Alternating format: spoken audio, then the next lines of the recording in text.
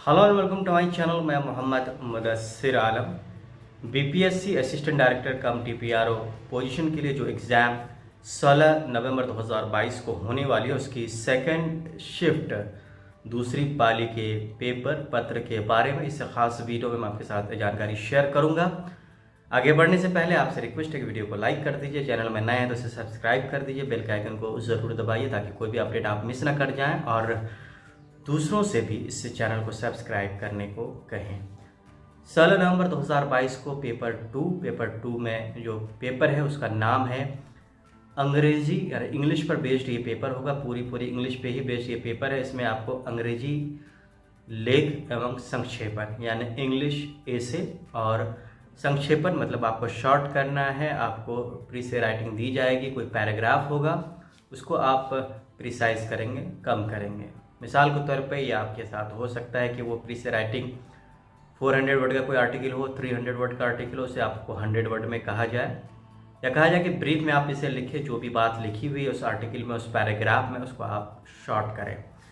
इस तरह के पेपर में किन बातों को ध्यान में रखना होता है मैं एक एक करके आपको बताता हूँ। सबसे पहले इंग्लिश ऐसे आमतौर पर मुझे जहाँ तक लगता है ये किसी भी करंट अफेयर वाले टॉपिक पे हो सकता है कि ये ओलंपिक पे हो सकता है बिहार के पॉलिटिक्स पे हो सकता है कि गवर्नमेंट की किसी योजना पे हो, या हो सकता है कि किसी पर्टिकुलर जो डेट होता है इंडिपेंडेंस डे, हो सकता है आज़ादी के अमृत महोत्सव पे, हो सकता है आज़ादी का अमृत महोत्सव मन रहा है उस पर ऐसे राइटिंग हो सकती है, या कोई किसी पॉलिसी हो, इंडिया की कोई फॉरेन पॉलिसी हो उस पर हो सकता है। तो टॉपिक कोई डिफाइंड नहीं हो सकता कि आप किसी एक पर्टिकुलर टॉपिक पे ऐसे तैयार कर दें तो वहाँ पे आपका काम हो जाएगा। आपको अलग अलग टॉपिक्स पे एसेस देखने होंगे। इसके लिए आप मार्केट से कोई ऐसे की बुक ले लीजिए या फिर जो ऐसी कम्पिटिटिव एग्ज़ाम्स की बुक्स होती हैं जो हर महीने आती हैं उनमें देखिए कि क्या उनमें ऐसे छपते हैं। अगर उनमें ऐसे आते हों तो वो काफ़ी आपके लिए हेल्पफुल हो सकता है। कम्पिटिटिव एग्ज़ाम्स के बुक्स में ख़ास बात ये होती है कि जो करंट इश्यूज़ होते हैं उन पे आपको एसेज या फिर आर्टिकल मिल सकता है, उससे आप हेल्प ले सकते हैं। प्रतियोगिता दर्पण एक बार देख लें आप, क्या उसमें इस तरह के आर्टिकल्स आए हैं। अगर आए हैं तो वो आपके लिए काफ़ी हेल्पफुल हो जाएंगे। ऐसे राइटिंग में बहुत सारी बातें आपको ध्यान में रखनी होती है, खास करके इंग्लिश जो लैंग्वेज है ये काफ़ी स्मार्ट लैंग्वेज है। इसमें स्कोप बहुत ज़्यादा है किसी को एक्सेस करने का, जज करने का। तो बेसिकली ये आपके इंग्लिश स्किल्स को जज करने के लिए पेपर रखा गया है। आपकी इंग्लिश कैसी है, आप इंग्लिश क्योंकि वहाँ तो बोल तो नहीं रहे हैं, तो आपके रिटन से ही सारी चीज़ों को एनालाइज किया जाएगा। एनालाइज क्या किया जाएगा कि जब आप इंग्लिश लिखें तो आप हमेशा कोशिश करें कि आपके स्पेलिंग मिस्टेक बिल्कुल ना हो, कोई भी एक वर्ड आपकी स्पेलिंग मिस्टेक ना हो। ग्रामर का बहुत ज़्यादा ध्यान रखें, इज़, एम, आर या प्रीपोजिशन क्या लगेगा, इन सब का आप ध्यान रखें। थोड़ी सी भी आप कोताही ना बरतें, गलती करने का कोई स्कोप ना रखें क्योंकि कंपटीशन काफ़ी टफ है। तो ग्रामर का आप ध्यान रखेंगे, कंपोजिशन का ध्यान रखेंगे, आप वोकैबुलरी का ध्यान रखेंगे और आपकी वे ऑफ राइटिंग बड़ी ही अच्छी होनी चाहिए, ओरिजिनल होनी चाहिए। आप ये ना करें कि गूगल में सर्च मार के किसी ऐसे को आपने डाउनलोड कर लिया और उसी तरह से आपने वहाँ लिख दिया, उसमें वो बात नहीं आएगी, वो फील नहीं आएगी और जो एग्जामिनर होंगे वो फील करेंगे कि आप में इतने स्किल्स नहीं है कि आप इंग्लिश में ज़्यादा फ्लुएंटली लिख सकते हैं। तो इसलिए इंग्लिश ऐसे को रखा गया और ये आपकी एनालिटिकल स्किल्स का भी टेस्ट है कि आप कितने एनालिटिक है किसी टॉपिक पे। दूसरा है संक्षेपण, ब्रीफ।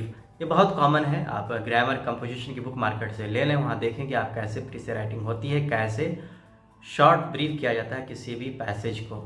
उसके आपको करना ये होता है कि जिस्ट होता है, जैसे 400 वर्ड की का कोई आर्टिकल है या 300 वर्ड का जो आर्टिकल है उसको आप एक दो बार पढ़ लें तो आपको आइडिया हो जाएगा कि इसमें कहने को क्या थीम है इस पर्टिकुलर पैसेज का। उसी के अकॉर्डिंग आप अपने जो ब्रीफ करके उसको लिखेंगे इंग्लिश में, उसको आप उसी के अकॉर्डिंग प्लान कर लें और हमेशा की तरह कोशिश करें कि बहुत ज़्यादा हैफेजर्ड या बहुत ज़्यादा जल्दबाजी ना करें, वरना मिस्टेक्स के चांसेस बहुत होंगे। क्योंकि ये बात इंग्लिश पर हो रही है तो आखिर में मैं आधे मिनट में इस इंग्लिश में समझाना चाहता हूँ। The Bihar public service commission is going to conduct the exam for assistant director cum public relation DPRO for the various districts of Bihar. The exam of English essay and pre-essay writing will be conducted in the second shift of 16th of November 2022 from 2 to 5 p.m. In this particular paper, the you will be asked to write the essay, and there will be one passage or two passage. You have to brief that passage, you have to precise that passage. This paper is all about that. You have to take proper care about the spelling, vocabulary, grammar, composition, and way of expressing the things. So that's all about the paper 2 of BPSC Assistant Director cum DPRO post. The exam is very much going to be very much crucial for the selection, so take it very seriously. The competition is tough. You are going to represent the district at the national, state level, so you have to be very much special. So take proper care about the exam and prepare accordingly to the suggestions given by me. तो जैसा कि मैंने बताया कि जो भी मैंने आपको सलाह दी है उसी के अकॉर्डिंग आप तैयारी कीजिए। एग्ज़ाम बहुत ही महत्वपूर्ण है। आप बिहार को पूरे देश के सामने, दुनिया के सामने रिप्रेजेंट करने जा रहे हैं, इसलिए आपकी इंग्लिश भी उतनी अच्छी होनी चाहिए जितनी हिंदी अच्छी होनी चाहिए। उम्मीद करता हूँ कि एग्ज़ाम को आप सीरियसली लेंगे और बहुत अच्छे से आप इस एग्ज़ाम को क्वालिफाई करेंगे। बहुत बहुत शुक्रिया। अगले वीडियो में मैं आपके साथ पेपर 3 के रिगार्डिंग कुछ टिप्स शेयर करूँगा। ऐसे ही मेरे वीडियोज़ को देखते रहें। Thanks a lot, best wishes.